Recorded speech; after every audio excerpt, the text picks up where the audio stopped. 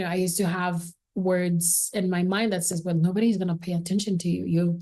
You're from Haiti. You have an accent. You're Black. You're a woman. You live in Utah. Nobody cares. Everybody else is already doing all the big things. And that was always the voices in my head that were contradicting to what God keep telling me personally. And I just find a way to make the positive voice louder than the other voice. Are you a woman who knows God is calling you to something more, but you're unsure where to start or how to grow it into something impactful? You are not alone, and you're in the right place. Welcome to the Arise Women of God podcast, a show for Christian women who feel called to shine His light and step into their divine purpose. Each week, you'll hear stories of faithful women, both from the Bible and today, who heard God's voice and chose to say yes, even when it felt uncomfortable or uncertain to step with faith into the unknown. You'll walk away with encouragement, spiritual insight, and practical steps to follow those holy promptings in your own life. So let's arise together as women warriors of light. Let's do it God's way, God's strong. Hello and welcome to another episode of the Arise Women of God podcast. I'm your host, Tamara K. Anderson, and I am so excited to have an amazing woman on as our Woman Warrior Spotlight today. And she's a woman I recently met at a retreat, and I thought I have got to have her on my show. And so let me introduce her to you really quick. Marj Empire is a faith-filled mother, speaker, author, and entrepreneur born in the Caribbean. Now based in Utah since 2012, she is the founder of Blooming Biz and Mind and Business, where she empowers people to build something meaningful with their lives. She teaches women and youth to rise above trauma and reclaim their divine purpose. A TEDx speaker and artist, Marj hosts retreats, organizes viral events, and uses her voice literally and spiritually to ignite courage and healing and prosperity. She has spoken on global stages, led humanitarian efforts, and helped thousands of people build businesses rooted in faith and impact. I am pleased to present Marj Empire. Thanks for joining me today, Marj. Hello, Tamara. You are so sweet. How are you? I am doing fantastic. And you know what? As I have thought about Marj and kind of looked at her story, the phrase that just keeps repeating through my mind is rising from the ashes. Seriously. And so I would love it if you would take me back briefly and kind of talk me through some of the scenarios where God placed you in some situations that were probably very difficult, but that you were able to rise from that and become better and stronger. Yeah, rising from the ashes is like a perfect example, even if we want to go as far as the 2010 earthquake that happened in Haiti. I'm a survivor of that. Literally rise from the rubbles and getting out of a building. I was going to school and was covered and like dust, and realizing some of my classmates were gone and teachers, and look around and the building wasn't standing anymore. So surviving that was a huge wake-up call for me, of knowing why was I saved. There's nothing, I don't think there's nothing special about me. And one funny thing is, I know I'm not here to talk religion to anyone, but my personal faith is LDS. And I was like freshly a baptized member of the Church of Jesus Christ of Latter-day Saints. And I remember during that 7 seconds, and I wrote about it. I have a whole talk about it on Hope Works with the LDS Church on YouTube. And I remember one thing that I said during the shaking, which is very short, like 7 seconds is not that long, but trust me, if it's 7 seconds of an earthquake, it's very long. You want it to stop, okay? And I remember during that time, I said a very quick and short prayer and promise. Have you ever said a prayer with a promise? So I remember that little prayer and promise, and it said something like, it's not my time. I need, and I remember specifically saying, I need to go to the temple. That's crazy. Um, and I got out. I got out. I still cannot describe how I got out, but I was out of the building. I was even scared to be out. When I was looking around, I was like, it's raining dust here. I need to get back in. I was like, okay, but back in where? There's no in at that point. So it was kind of like a foggy, definitely a miracle, but like a foggy situation I still can't even explain. And so after that experience, I got devoted my life to what is my purpose? What is that thing? Why was it not that time? In 2010, why, right now I had like 15 more years of chances, right? Why was I given that much time? And every year, every 6 months, I write in my journal, I recircle, I go back to my goals, I go back, I'm like, okay, what am I doing? What's the purpose? Did I accomplish enough? If that was like my last 15 years, extra change of life. So I always go back into what is it? And then the answer always come to one thing. I'm just here because he wants me to continue his work. He wants me to continue having experiences for me to be able to help, be a little tiny bit of the change that he expects on this earth. Even if it's one person, it'll make a difference with that one person, one woman, one man at a time, in any way possible. So from that experience, I have not been afraid anymore to be myself. I wake up with a song in my head and I'm like, okay, I'm going to record it and put it out. I wake up with an idea. I'm like, okay, let me just put that out there. I don't care if it's perfect or not. I don't care who judge me. I used to have words in my mind that says, well, nobody's going to pay attention to you. You're from Haiti. You have an accent. You're Black. You're a woman. You live in Utah. Nobody cares. Everybody else is already doing all the big things. And that was always the voices in my head that were contradicting to what God keep telling me personally. And I just find a way to make the positive voice louder than the other voice. The other voice won't completely disappear, but when you overpower it, it just a little whisper that's like, yeah, whatever, I can hear you, but I'm not gonna listen. And so that's what I had learned to do the past, since 2010. I moved here in Utah in 2012, and I just been doing everything that God put me on the path, everything that every goals that I wrote in my life, every idea he gave me, and I turn it into a goal, and I just get up and do it. Things that I've thought of when I was a kid, I would always be like, oh, I want to sing in big stadiums and stuff. And I've done it. I've sung the national anthem for the Jazz. I've worked with Gladys Knight. You've done albums with Alex Boyer. I've sing for the CEO of Apple. I've done all the big things. And I'm like, it's just so simple. God just whispers something in my mind or an opportunity, or sometimes I'm just sitting and God is like, you need to become friends with this woman named Tamara. You need to talk to her. And I'm like, okay, I'm just going to go and talk to her. I put this person on your path for a reason. So I'm very attentive, very much more attentive now to what I hear, to the spirit. I go by energy. I go by what my heart is telling me. I used to be a rebellious child of God. I'm no longer that from my experience. And it cost me a lot when I didn't listen. I saw how much it cost me.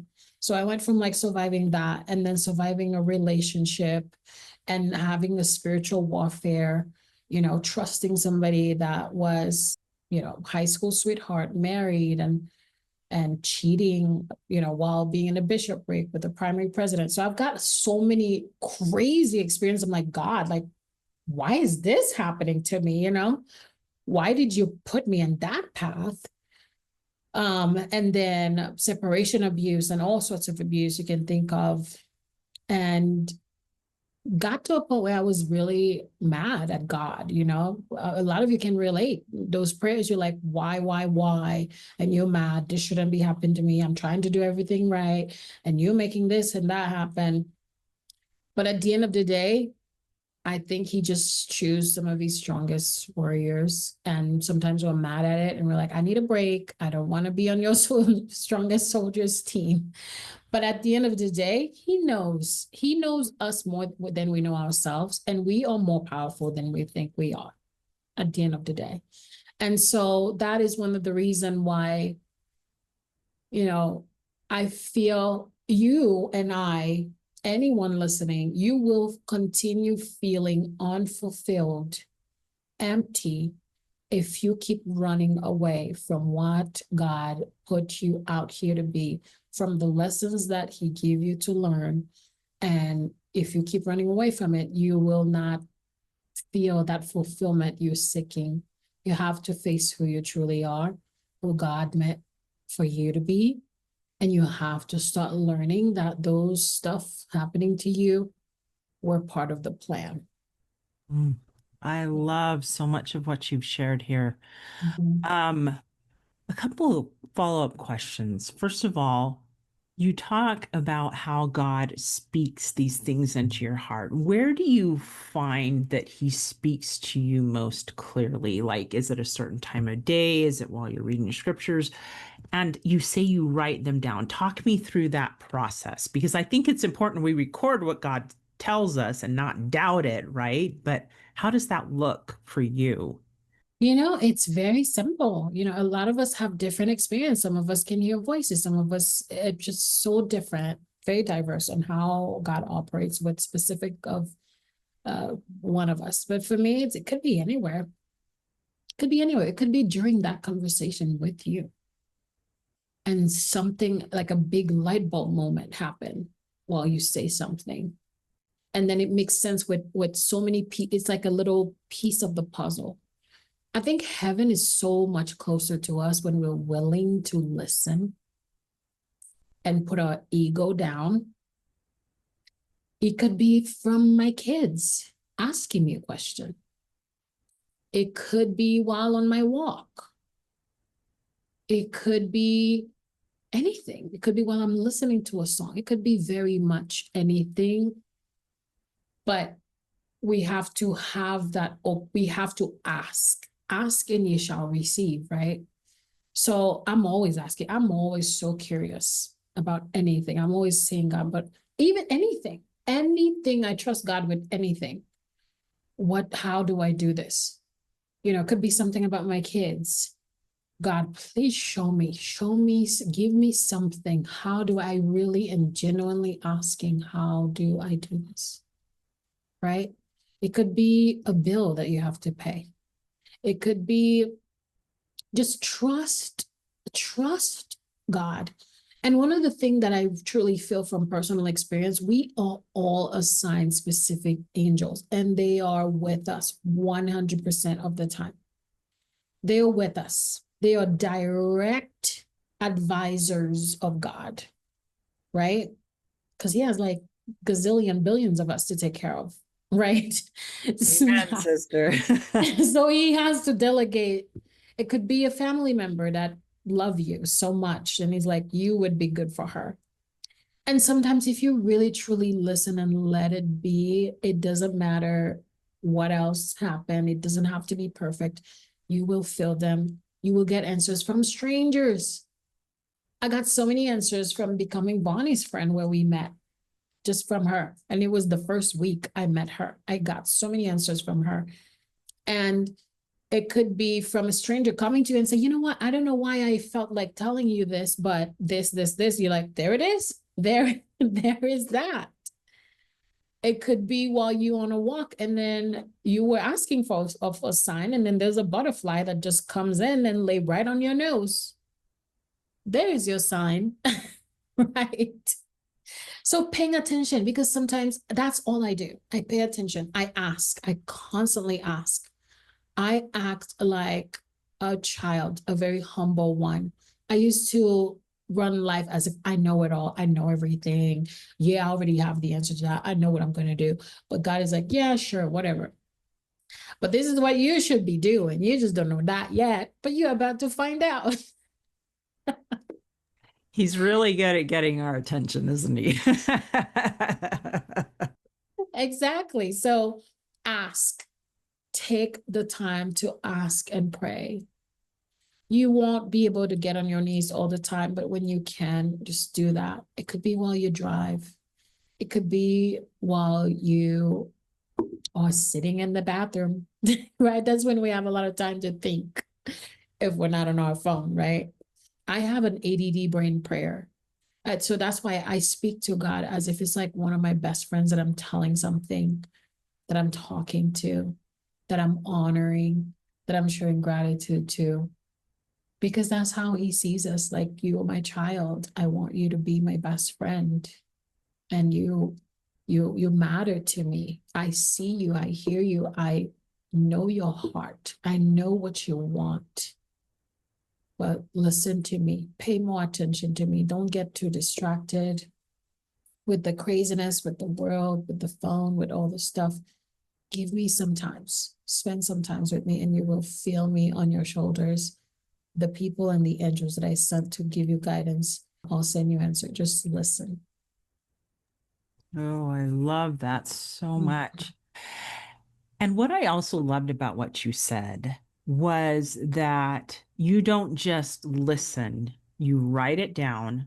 Mhm. But then you also talked about an important thing that happens to all of us anytime God whispers something. It's those, the adversary doesn't want us to make progress. He doesn't want us to make a difference in the world. And Mhm. so he immediately starts attacking us. Oh, you can't do that. You're not strong enough. You're not smart enough. I You don't love have the that. skills you need. And so talk me through how you've learned to combat that and replace it. You talked about replacing it with the positive thoughts, but you've obviously had to gain the skills. And I think it's especially it hits us harder when he asks us to do something we don't know how to do yet. Yes. And you're like, I really don't know how to do this, God. So talk me through that. And it's not just you don't know, you will have all these don't know how to do it, don't have the resources, don't have the money, don't have the connection, don't have the skills, whatever, right? And there is something that you have to believe in. There will always be provision. It's our human nature to want to know all the answers now, because our mind and our brain is naturally going to want to protect us. The moment we see fire, we will run the other way. The moment something is falling, we'll run away so it doesn't hit us. That's just our brain have like this fast reaction to protect, protect, protect yourself. But that doesn't mean that it's just physically. Even when there is no fire, there is nobody pulling a weapon, there is nothing wrong going on physically to hurt us. But if it's emotionally, we want to run too, right? If I'm like, Tamara, guess what? I just assign you to be the main messenger of the whole latent city. And it's a spiritual journey where you're going to have to wake up every morning, grab a big microphone, and motivate everybody around town to have a great day. You will automatically freak out like, whoa. Even if you know you can do it, you're like, yeah, I love people. I love talking. But you'll be like, wait, how do I do that? What if they hate me? What if they start like coming after me? You know what I mean? You would be automatically want to Absolutely. protect yourself, right? So that's what we do to God when he's like, okay, well, you should do this. Hey, here's a song that I give you tonight. And usually I'm like, okay, well, I don't know how I'm gonna record it. It costs a lot of money. I remember when the Be Still album came to me, I was like, that's gonna cost me about like 1,500 to record all of these songs and do music videos and stuff. And I was in Bali, Indonesia, when this came to me. And guess what I did? On the trip, I had my driver take a picture of the cover, just like I was felt like it was supposed to be on the beach on a sunrise. That's the cheapest cover album that you can ever think of. And people always tell me, like, my gosh, this is so beautiful. Is this you? I'm like, yeah, it must have been like this huge trip to Bali to take a photo shoot. I'm like, no, it was just came to me and it was my phone. That a picture of my phone, my beautiful, humble driver took it on the beach. I did not spend one dime on that photo. So God works quick. The messages come quick. And sometimes we lose opportunities because we want to think so we can get ready later, and then we can get ready the next week and the next month. Right? So sometimes you have to work fast. If something comes in and God tell you, like, hey, you know what, just write that down, write it down.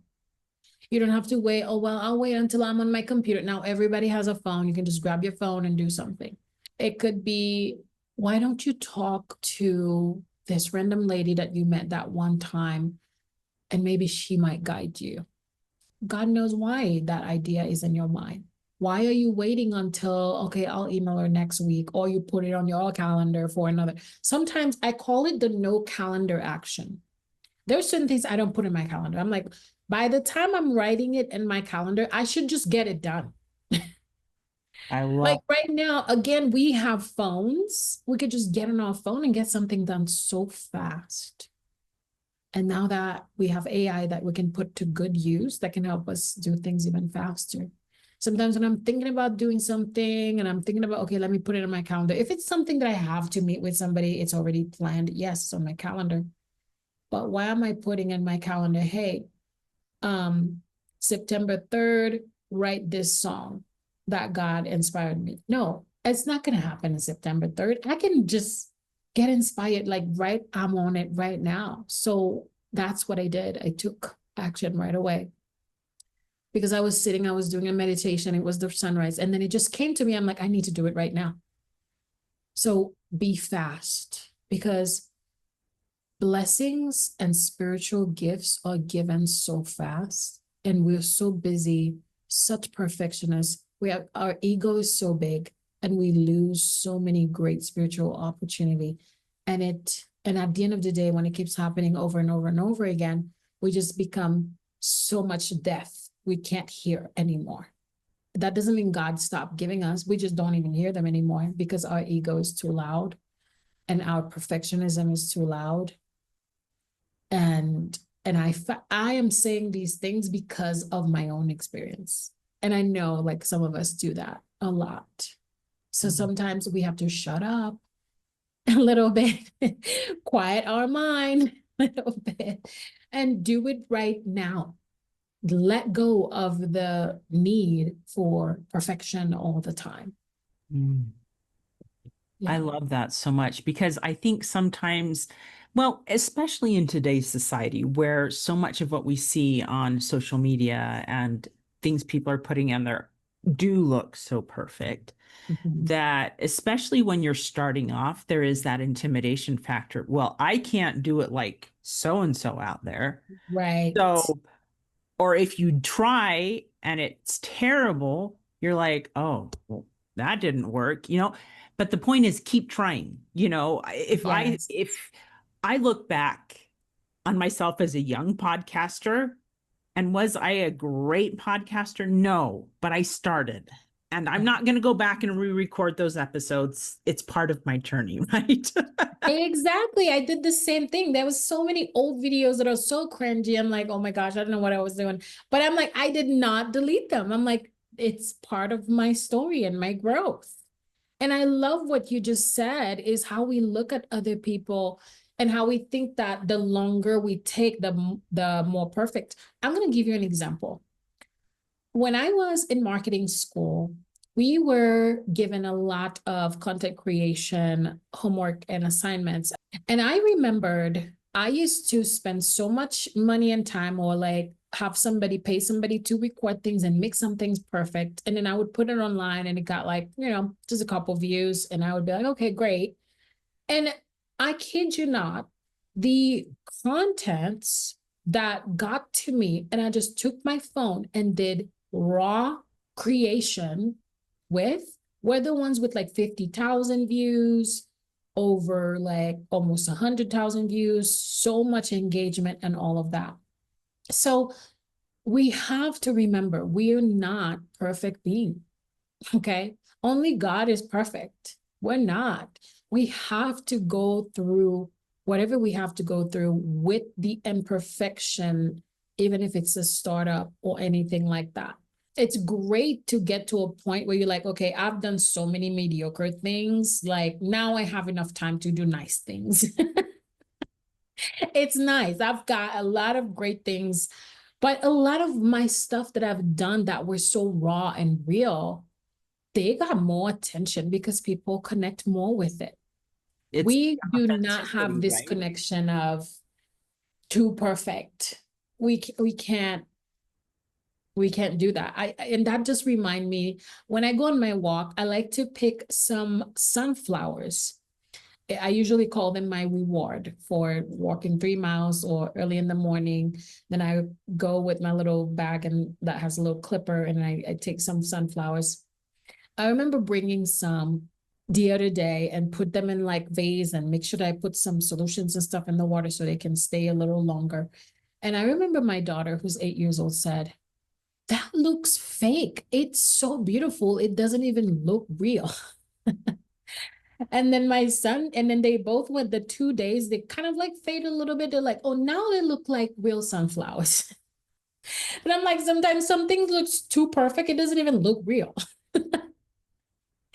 And and I was like, that is a good lesson. It's okay to not look too perfect all the time. Absolutely. Absolutely. What do you think God has taught you about yourself from the many obstacles that you've faced, um, growing and becoming who He wants you to be? What are some lessons you've learned that you could share with perhaps somebody who's in that hard time right now? Mm. Yeah, one thing that's always in my heart is you are more powerful than you think. We are looking at ourselves in what we're sitting on right now. We are judging ourselves based on this circumstance. And we have that eyes, we're looking from that lens of weakness, but that's not true. It's not who you really are. Now, if I am looking at you, I don't have the same lens that you have, that you're judging yourself with. Like you really are, like you sitting, it's like that whole idea. God told me and he told me that not just for myself, it's for everybody. Everybody, the moment you go through a trauma, the moment you go through a very difficult situation in your life, you crumble down and sit on your power and you can't see it. There's no way you're going to see how powerful you are. The moment is now. I'm feeling it. I'm crying. I am crumbling. I am devastated. I don't have any words. I don't have anything left in me. So that doesn't mean automatically who you are, your real power disappear. It doesn't disappear. It just shrinks down because your pain is overpowering it. And so that's one of the things that I want everybody to remember. That's what I know for myself, that we are all more powerful than we think we are. And another lesson is pain is just part of the plan. You are a very special warrior. You're very special. If you're going through something very difficult and very, I remember talking to an attorney that told me this. He's spiritual, and he said, God must have something so big in store for you to be able to choose you to go through that kind of pain. Wow. He was impressed. He was like, you are a very special child of God. And I was like, that is so weird. want to be protected. I want to feel like the princess. I want to feel so good. I want to be babied. I want to be like, you know what I mean? Abs- That's how I want to be if I'm a very special child of God. yeah, no, and I think that's the hard thing about going through difficult scenarios is it's like the adversary wants to take those chunks out of our worth. He's like, oh, you went through this hard thing. And you feel very small during it, but it doesn't change our worth, that we're still daughters of God, that we're still warriors. But I think God can use those hard times to help us be authentic. And like you were saying earlier, when you spoke directly on social media and recorded raw video footage, that speaks more loudly to people because often people go to the internet and they see perfect people, but what helps them connect is when people are really being authentic. Hey, I'm in a really hard place right now. Um, Yeah. and you do that. And so I think that is why people feel such connection to you is because you're not afraid to be real, right? And so God has used these painful parts of your life to speak to his other children, right? Exactly. And another thing that we have to remember that I have a personal testimony of is that our pain and story is not for just us. It's for other people. And that is why we cannot be quiet about them. We have to share it with the world and we have to share our blueprint. Your message is someone else's blueprint of life. So that is why it's very important. Stories matters. I mean, if we look at back, the whole Jesus Christ story changed the world. If they just kept it to themselves, we didn't have these records. They changed the world. People will come to you and tell like, and your story doesn't even have to be like a story or in a book or anything like that. Just you encouraging someone or you fulfilling your purpose, like singing, for example. I remember one time we were rehearsing with someone and we were rehearsing in an empty place. I can't even remember what it was, like maybe an empty storage or something. And there was this guy that was just sitting there and just listening to us casually. Then when we were done, he came and said, crying, bawling, and said, thank you, and handed us a paper. When we opened it, and it said that because of you guys' music, I decided to leave another season. I was planning to take my life today and wanted to come and sit by myself. And then he found our rehearsal. So you don't know who you're saving, you don't know who you are inspiring. When you're quiet, it doesn't help God's mission on earth. Mm. Is that what gives you the courage to speak up and speak out, Marj? Yes. Yeah. Mm. That is a powerful motivation. And I think that thinking of others, I know that's something that gave me the courage to step up and speak out when I was afraid, is that if this can just help one person, right? Oh, yeah. Yeah. I was very shy when it comes to public speaking. I was always okay singing, but public speaking was like, oh, I don't know. And that's one of the things that changed my life. My mentor, who you probably know, Les Brown, told me once, you look at one person in that room that needs you. One person. That's it. Just focus like you're talking to one person that actually is your friend that's going through something. And guess what? Every time I speak on a stage, I mean, I have more, but I always have that one person that comes to me and said, that was for me. Thank you. That was just for me. You came here for me. At least one person tell me that. And so I carry that my whole life. That was after I had that experience, like years from having that experience, somebody come in with that from a rehearsal, not even speaking to a huge audience, just one person, just random person. So your story is not yours. So don't be selfish with it. Your talent, your story, who you are, is not for you. It's not just for you. Mm. I love that you give worth, or you help us see the worth and value in sharing, right?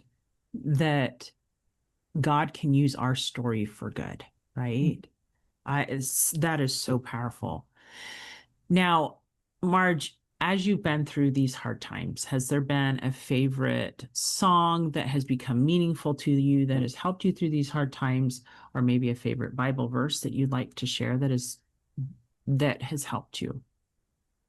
Absolutely. And it is a mix of Bible verse, I think that's in a song.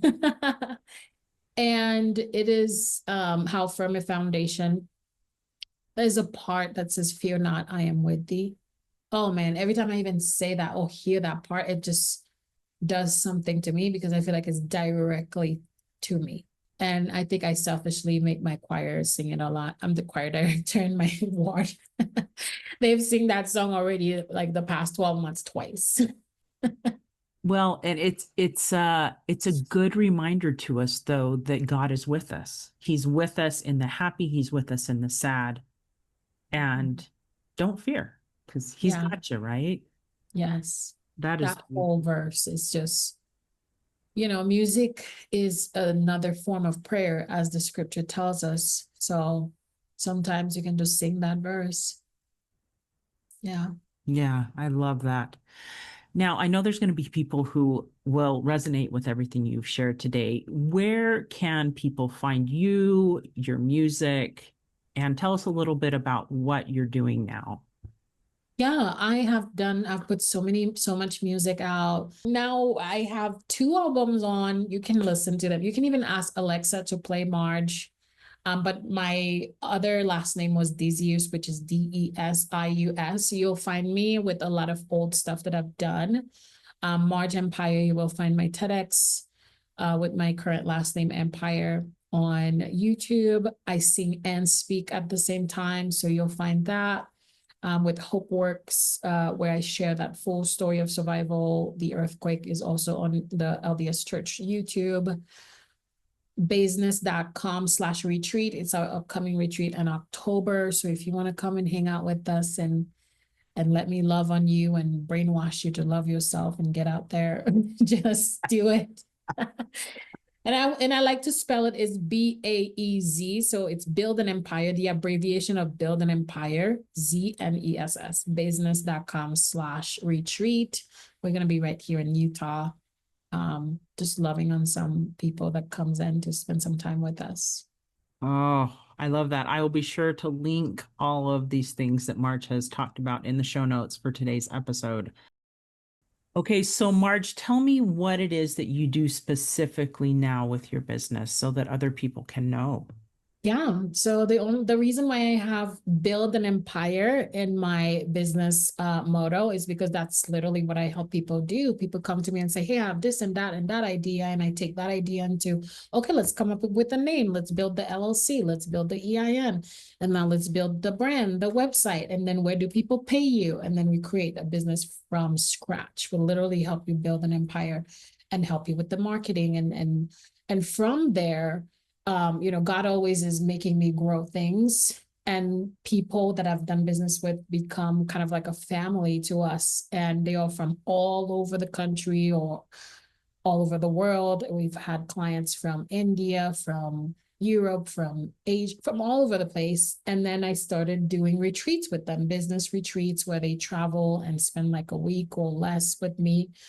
We would do some spiritual work, personal development, and then it started being like we have like a subscription where my clients pay every month. I meet up with them online once a week, and then that's how it all started. We build the Blooming Business Mind Empire. So that is what I do. I just help you build an empire, take your idea and turn it into an actual business that is making money. Oh, I love that so much. Yeah. And so if someone was interested in that, what is the best way for them to contact you? They can call you. I mean, if you're Tamara, if you listen to Tamara, you can just message me directly on my phone and say, "Hey, I just heard you on the podcast." Or you can just go on business.com, which is BAEZNESS.com, and fill out a form, and I'll do a one-on-one with you, a free consultation to see where I can help you with your purposeful business. Oh, Marj, this has been so amazing and helpful. Any final thoughts or words for women stepping into something God has placed on their heart? It's just trust the process. You don't have to see all the road. Just pretend that you're driving and it's night and your headlight just show you about 3 feet ahead. But at least you have a GPS, you know where you're going, you know where you want to be. Just trust God. Trust that Heavenly Father's GPS. Just keep going. Don't stop. Move forward. Get I there. love that. Oh my goodness. Well, thank you for joining us today, Marj. It has been an honor to have you on our show today. And ladies, please connect with Marj. She has such a wealth of amazing knowledge and beautiful music that you can listen to. And until next time, may you arise, do it God's way, God's strong. Thanks for tuning in to the Arise Women of God podcast, brought to you by Women Warriors of Light. If you're feeling unsure how to move forward in your calling, or just tired of doing it alone, visit womenwarriorsoflight.com. You'll find resources, accountability, and a community of women who get it. Sometimes the calling feels bigger than you. That's when you need steady reminders of the powerful God who called you. Subscribe now for weekly inspiration and the courage to keep going, because with Him, nothing is impossible. And you're not the only one God is calling. That friend on your heart right now, share this episode with her. Your small act of obedience could be the breakthrough she's been praying for. Until next time, may you arise, walk God's way, and stand God strong.